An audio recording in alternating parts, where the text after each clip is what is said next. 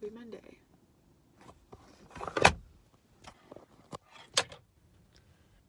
It's 7:59 a.m. I have a rough plan for first period.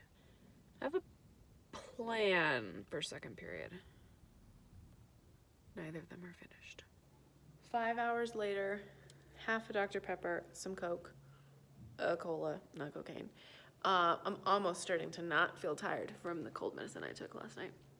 The only thing of note to share, I think, so far today is these notes that my student wrote on the board.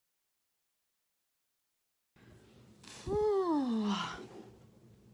I have all this supply money that I didn't realize I had all year that I get to spend now.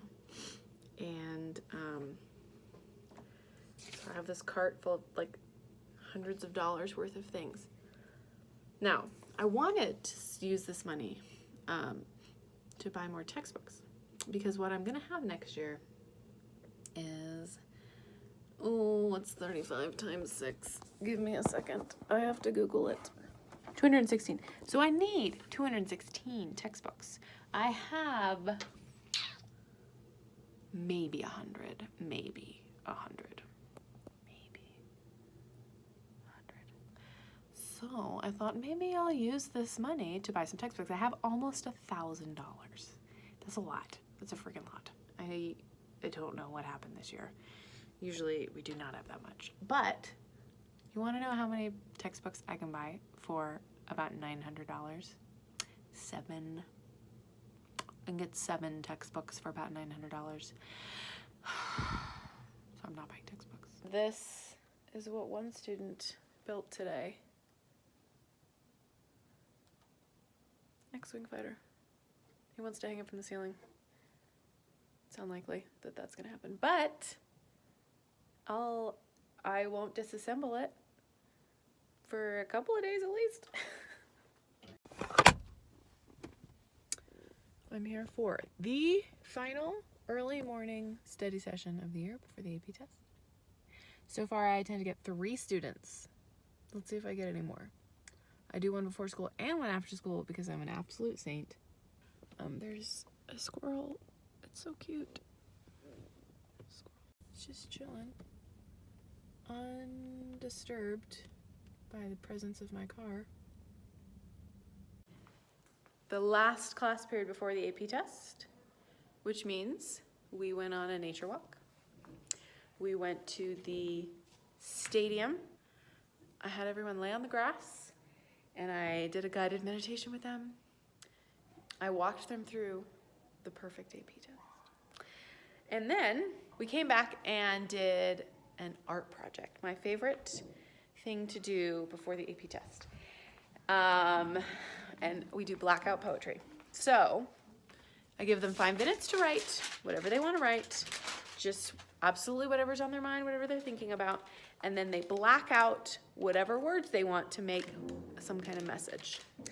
And I give them my example, which they love because it has a swear in it. One of my students made this the first time I did blackout poetry with my AP students. But it says, I'm that bitch. And the reaction I get when I, first of all, swear in front of them and also say that phrase specifically, they all just like scream and lose their minds and clap and cheer for me, and it's really funny. I just realized I forgot my favorite part of this story. So when I read this in one of my class periods, my I'm that blackout poem, after my students screamed and shouted and applauded for me, one of my students looks at me and goes, you really are that. And he goes, can I say it? And I said, sure, you can say it. He goes, you really are that. Then he gave me a fist bump, and it was fantastic. Hey. All right. Today we had, what did we have? A test.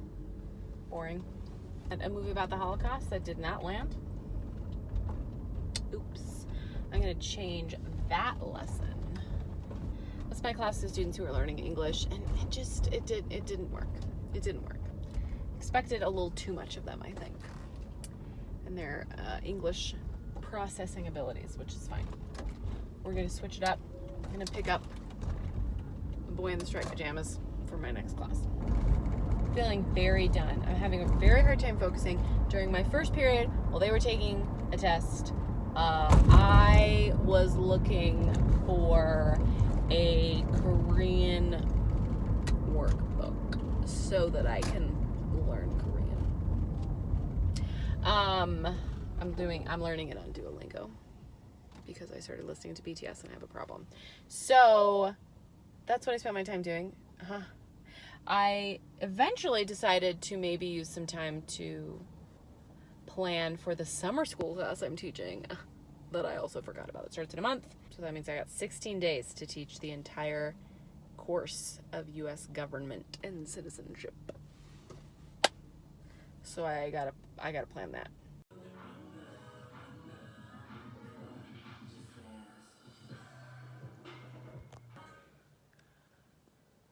I just dropped off my students at the AP test. And so now I'm listening to BTS to make me feel better because I'm super, super, super anxious.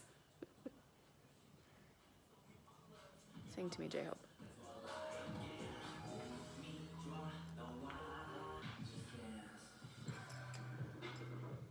So nervous. Okay. They finished the test. They finished. And I finally feel calm. The thing is, so I teach 3 sections of AP World. Total, I had about 80, I think total maybe 75 kids taking the test. So I had 75 kids all in this big ballroom, and I had to help. I checked them all in, and before I left, I said goodbye and I waved to them, and they all waved to me, and like, oh my gosh, my heart.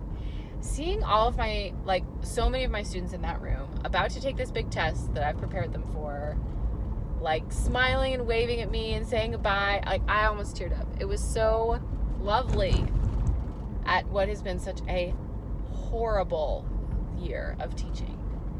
It was good to have that, you know. Anyway, so that was really nice. I still have a tension headache from all the worrying about my students. So I'm not gonna lie.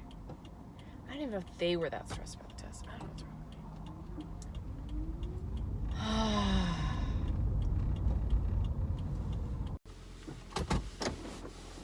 It's freaking Friday. Okay. Today started with a website that would not load on any student computers. Loaded on mine fine. Literally 0 student computers would load the website. So I changed that lesson plan in a pinch.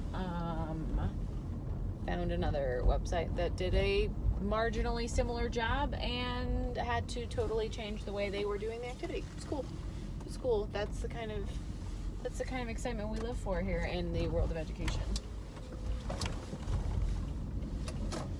Unplanned changes.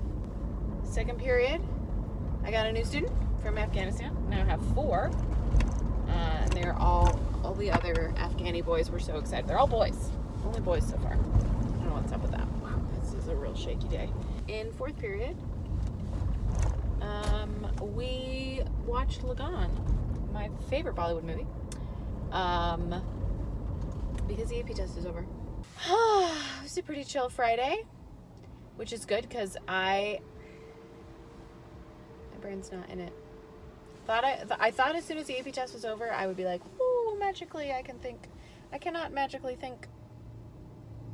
I can unmagically not think. That's where I am.